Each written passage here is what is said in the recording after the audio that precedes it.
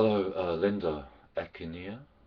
Um, this is an attempt to make a video response, as I've just seen your video clip and the full-length documentary, which is almost a couple of hours long, which I was vaguely familiar with from the same occurrences. I was familiar with the same occurrences from before, having seen some clips, and these are themes that I follow closely when regarding the plight of uh, persecuted peoples and so-called minority groups, ethnic minorities, or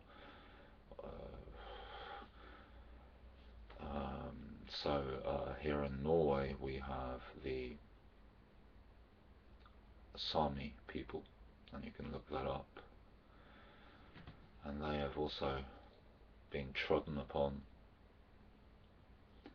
in much the same way as your people have been trodden upon throughout the centuries. And I'm also related to the Roma people, so three of my grandparents had Roma blood in their veins. The Roma people, meaning often mistakenly called gypsies. I'm one of the slightly blonder ones. A lot of my family are pretty dark, actually. Not that that really makes much difference. We are a culture that has been persecuted ever since we wandered out from northwestern India 1,000 years ago, approximately. We wandered out westwards. I'm a bit more of a watered down one. If you look at some of the more pure-blooded in some of my more distant relatives, they're like the Karoli family. They don't look much like Norwegians because they aren't Norwegian at all. Um, in my opinion, countries are fictions. They are little black lines for the monarchies to divide and rule and control us and herd us. Actually, when I watched the documentary, um, I thought of this little poem that I've already put out on Facebook. So if you look at my channel, I have a poem called Home, and the part is a very short poem, so maybe it will say something to you. I don't know. In a way, it's me describing what is the country I was born in, although I didn't grow up here. I've been living here now for over 20 years, and I've familiarized myself with the plight of my people here, where we were actually up to 1717, up to the year 1717, it was written in Norwegian law that it was perfectly acceptable to go on what's called in Norwegian a funterjakt. They would hunt us like animals for sport, and that was acceptable in Norwegian law up to that year. It didn't stop in 1717, by the way. Now people cling on to the so-called constitutions, which are all Masonic, and in my humble opinion, you will never, not you personally, but I mean nobody will really have a full understanding of the systems that do this to people without familiarizing themselves as best possible, as I have tried for many years to do with the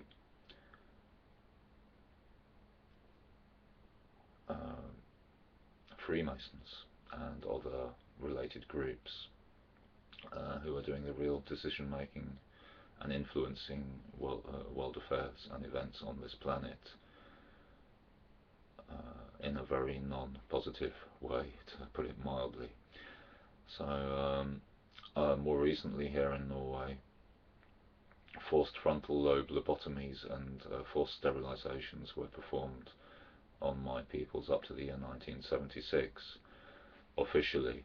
It never stopped because now they are sterilizing lots of people, aren't they, you see, because they have new techniques with the vaccines and lots of sleight of hand techniques there from the health systems that were erected actually by the Rockefeller Foundation and the Rockefellers.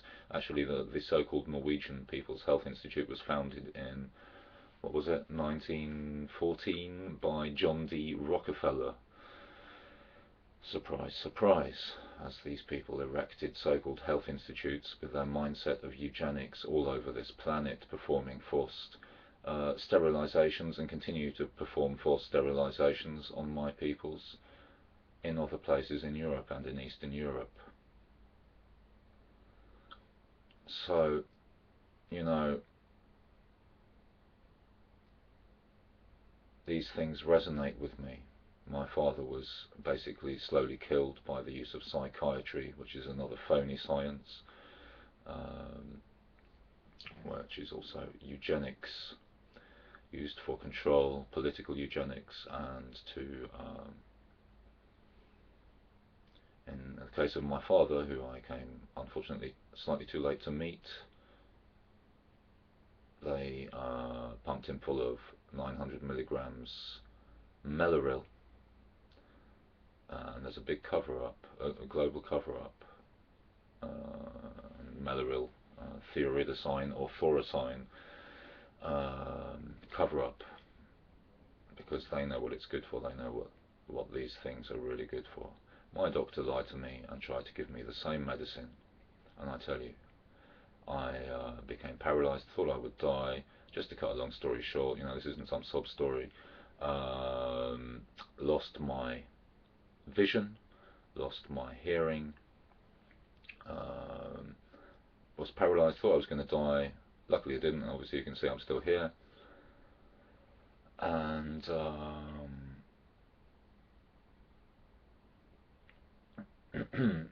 actually I could hardly walk for 2 weeks, and I couldn't speak or formulate words, and that was from 50 milligrams Maloril. Actually, I was so depressed after my father died. The man I'd hoped to meet for many years died just before I managed to get to him.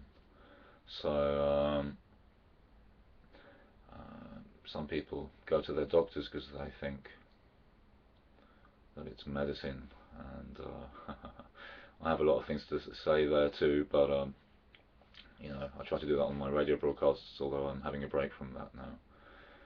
There are many very strong parallels between the Sami culture and the Roma culture and Native American, different cultures there. I can see the same drums being used by the Sami, who herd reindeer, the same shamanic drums used by the different Inuit groups of Inuit people, and also it's more than just a drum. It's something. It's a connection to nature. It's what this neo or Darwinian mindset classifies as savages. So we're low on the want list. You see, we're on a list to be eradicated from the surface of this earth, and they want to get rid of us. It's well, up to a certain point, it's assimilate into the system or suffer the consequences, usually death, slower or faster death. They had concentration camps where relatives of mine, not the closest relatives, but some more distant relatives of mine, have been in what's called Svanviken Arbeidskoloni, which is basically a concentration camp long after the Nazis left Norway. It's this mindset, this mindset, the same mindset that made extinct an entire peoples. Apparently the last surviving Tasmanian died a few years ago, an elderly lady. How can this be allowed to happen? Being made extinct, like they have an expression in English like dead as a dodo, because the dodo bird was made extinct. But not only the dodo bird is made extinct, but they want to make us extinct. Anything that doesn't want to assimilate itself into their machine of death and control.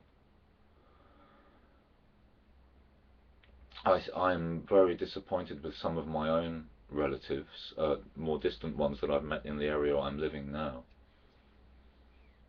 because they've joined the other side. One guy is forcefully medicating people with poison. Well, there you go. That's how crazy this world is. So I could say much more. I could say much more. I don't have any coffee this morning. No breakfast, so I'm having a bit of a hard time, like, getting the old cogs churning it. Anyway, I'm an only child, and mm, so I'm a bit of a loner in this modern world. Don't worry, this isn't some sympathy searching. It's taught me a lot of things. It's when I was young, I missed a lot of schooling because of illness, and I got a lot of time to do a lot of critical thinking.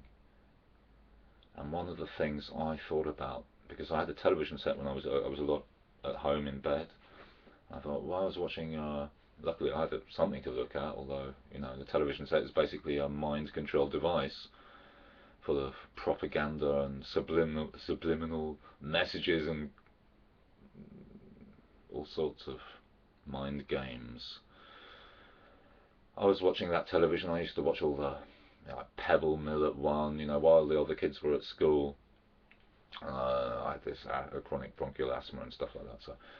So I'd watch the telly, and I'd watch the children's programs, the house, the housewife programs, the programs that are targeted for um, housewives, more or less, while people are out, the husbands are out at work. I would watch those programs. I would watch anything they put up there, and I thought, where are the native peoples? Why don't I ever get to hear an interesting philosophical conversation of some sort with a native Australian? I prefer that to say maybe native Australian, really, rather than Aboriginal, as it reminds me of the word abnormal. The words they give us for ourselves, they still call us gypsies. We call ourselves Roma. Why do they keep calling us gypsies? Why do they call the Inuit Eskimo, when many of them don't really like being called Eskimo? And in fact, and I don't know if this is correct, but a friend of mine says that, because it's very similar to Danish and skitenmann and schumann. I don't know. It's very, or that would be a dirty man in Danish. It's not far from that, because that's the way they think.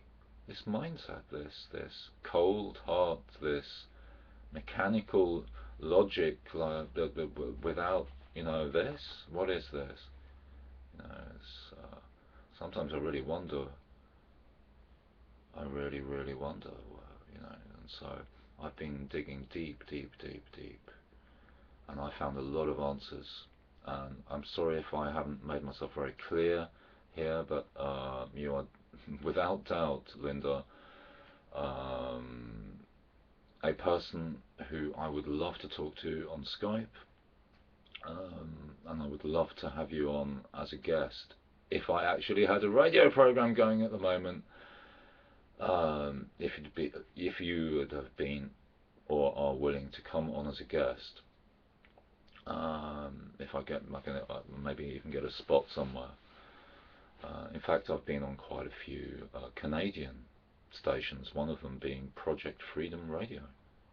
No, yeah, Project Freedom Radio Network, possibly Project Freedom Radio. I think you'll find it. It's in Canada on the net.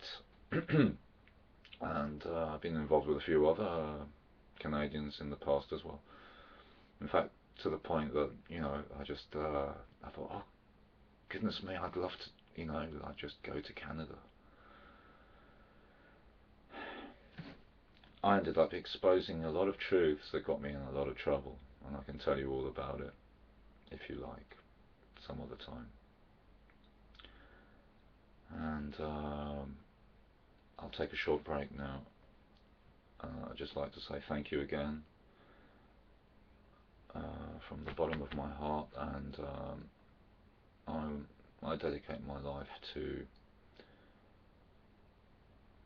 helping as best as I can people, native peoples, real peoples who want to also continue with their cultures and not be forced into the system.